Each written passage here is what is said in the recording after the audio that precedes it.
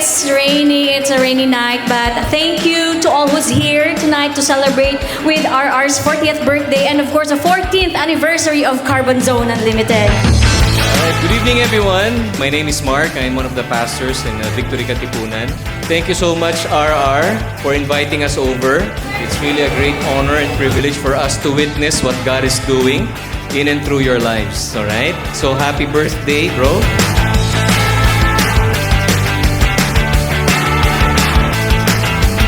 So for today, I'm sure that's why all of us are here because we love the Rodriguez family so much. Tama po ba? Thank you so much guys for coming here.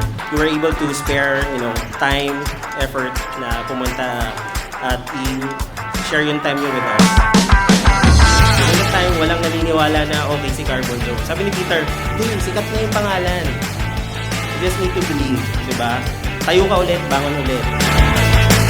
Which made us, in a sense, na parang, we just need it. It's more of, what is your plan?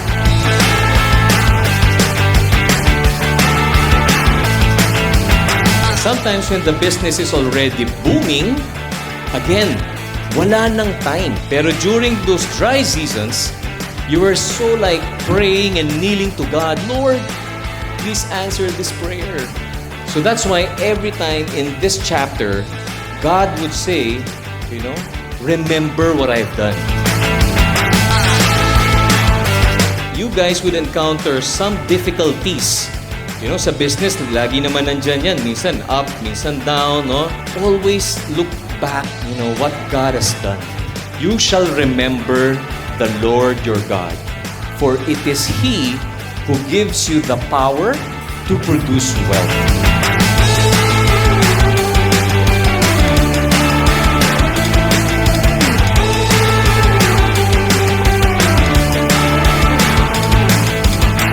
Sa inyong lahat, kay Lord, diba, sa tulong nyo, each and every one of you actually help us a lot. So, maraming salamat.